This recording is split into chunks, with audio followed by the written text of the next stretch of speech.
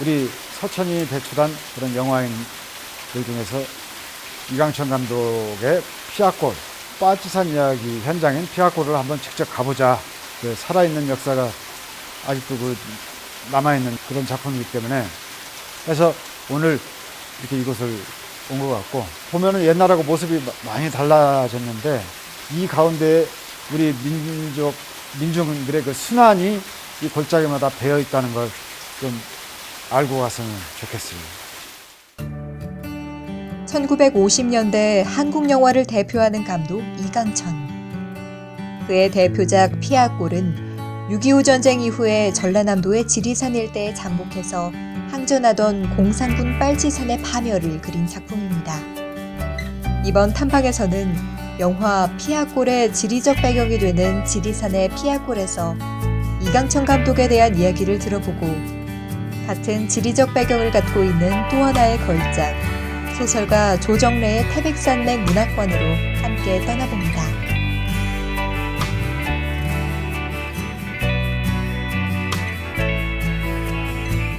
매년 이렇게 기류의 인문학 프로그램을 마련해줘가지고 우리가 그 혜택을 입는 것 같아요.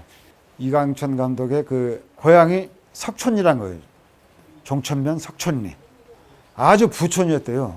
이강천 감독도 그 집안이 아주 그 동네에서는 제일 부자였었나 봐요. 그러니까 동경 유학을 갔죠. 처음에는 미술을 전공했어요. 동경 미술학교. 근데 원래 미술학교였던 이강천 감독이 이제 국내에 와가지고 처음에는 이 극장 이런 데서 이 그림도 그리고 또 영화 만드는데 그 미술 담당, 소품도 마련하고 그 미술 담당이었어요. 그러다가 해방 후에 그 영화를 한 편 출연을 했는데 그 영화 내용이 그 밀수를 근절하자는 그런 그 개도적인 그런 영화에 출연했는데 별 재미를 못 봤다 그래요. 그러다가 이제 6.25를 만난 거죠. 6.25 전쟁 진행되는 동안에는 어디 뭐 영화 만들 틈이 있었겠어요. 근데 이 군산, 전주를 중심으로 해서 영화인들이 전주에 많이 모이게 됐어요. 근데 이강천 감독도 전주하고 가까우니까 전주로 갔고, 그래서 쉽게 영화인들이 전주에 많이 모이게 됐어요. 그래서 그때 영화 피아골을 만들게 됐는데, 이 영화가 이 지리산, 빨치산 이야기인데 거의 실화라 그래요. 그래서 영화 자막의 맨 뒤에 보면 시나리오를 그 이야기를 이강천 감독에게 다 얘기를 들려준 그 경찰, 토벌대였던 경찰관 이름이 시나리오 작가로 나와요. 자막에 그렇게 나오더라고요. 그러면서 그 지리산, 그 빨치산 토벌에 참여했던 한 경찰의 이야기를 듣고 거기서 이강천 감독이 영화를 만든 거예요. 그 주연에 김진규가 주연을 했죠. 그리고 기라성 같은 활약을 했던 그 허장강, 이해춘 이런 사람들이 다 그 피아골이라는 영화를 통해서 이제 스타가 되기 시작한 거죠. 근데 그 영화를 보면은 이 빨치산들을 아주 휴머니즘에 가까운 터치로 이 묘사를 했잖아요. 그래서 처음에는 그 영화가 상영이 금지가 됐었어요.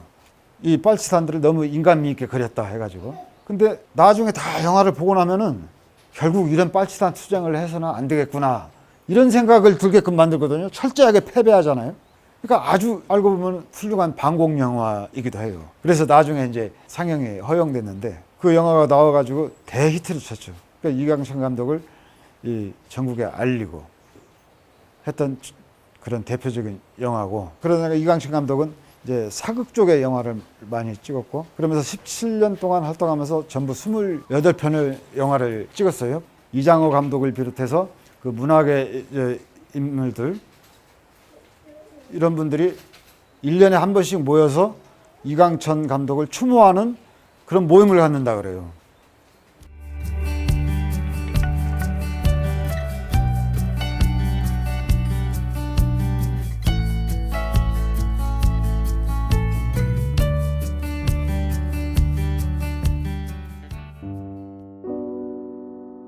전라남도 보성군 벌교읍 회정리에 위치한 태백산맥 문학관.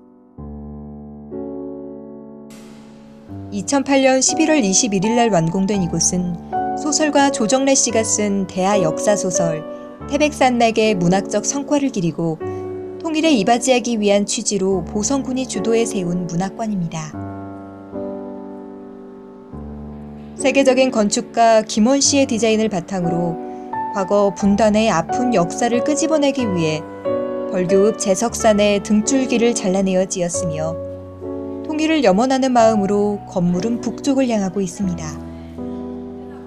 1983년 집필을 시작해 6년 만에 완간된 태백산맥에 관한 다양한 자료들이 소장돼 있으며 소설을 위한 집필부터 소설 태백산맥의 탈고 과정과 출간 이후까지 볼 수 있으며 1만 6천여 장의 친필 원고 등 719점의 전시물이 공개되어 있습니다. 모두 4부로 구성되어 있는 소설 태백산맥. 여순반란 사건이 종결된 직후부터 1948년 12월 빨치산 부대가 유러 지역을 해방구로 장악하는 데까지의 제1부, 여순 사건 이후 약 10개월 뒤까지의 제2부, 1949년 10월부터 1950년 12월까지 6.25 전쟁 발발 전후를 제3부, 1950년 12월부터 1953년 7월 휴정협전 직후까지의 시기를 제4부로 각각의 배경을 달리하고 있습니다.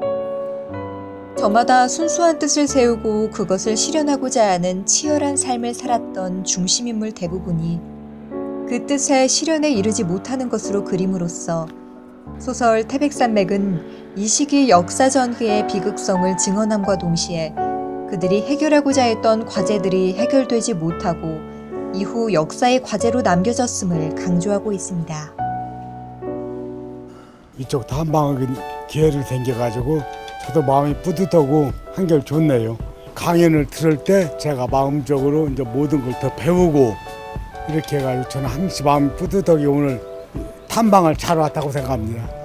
이 조정래 씨의 그 소설의 그 어마어마한 그 분량과 깊이와 우리나라의 역사적인 아픔 같은 것이 다가왔고요. 우리나라가 이렇게 큰 아픔을 품은 나라이기 때문에 앞으로는 그 아픔이 더욱더 승화돼서 민족의 대부흥이 오리라고 믿습니다. 참 이 기행을 같이 동참하여서 영광입니다. 이강천 감독의 피아골이 유명한데 그 피아골 주제가 공간적 배경은 지리산이고 그 빨치산 파르티잔들 얘기거든요. 그래서 그 관련이 갖고 저희들이 여러 가지 했는데 그 중에 그 가장 최근에 태백산맥에 쓰여져 있고 많은 분들이 읽으셔갖고 어떤 공감대가 훨씬 넓을 것 같아서 이쪽 태백산맥 문학관을 이렇게 찾게 되었습니다. 1천만 부 돌파라는 한국 출판 사상 초유의 기록을 세우며 민족의 소설로 우뚝 선 조정래 대하소설 태백산맥. 한반도가 해방과 분단을 맞은 1948년부터 6.25 전쟁 휴전 후 분단이 고착화된 1953년까지를 배경으로 한 태백산맥은 민족사의 매몰시대, 현대사의 실종시대라 불리는 역사에 정면으로 부딪혀 80년대 최대의 문제작이 된 작품입니다. 20세기 한국인에게 가장 큰 영향을 미친 소설로 주목받아온 만큼 이념의 대립으로 인한 민족 분단의 아픔을 문학으로 승화시킨 치열한 작가 정신으로 한국 문학사의 독보적인 위치에 오르게 된 작품입니다. 2017년 도서관 기류의 인문학 프로그램을 운영하고 있는 장안공공도서관은 1997년 11월에 개관했는데요.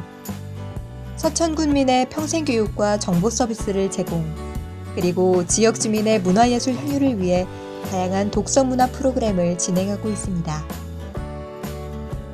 이와 같은 문화 프로그램을 통해 문화적으로 소외된 농어촌 지역 주민들로 하여금 문화적 갈증 해소와 활기찬 농촌 생활이 이루어지도록 지속적으로 노력하고 있습니다.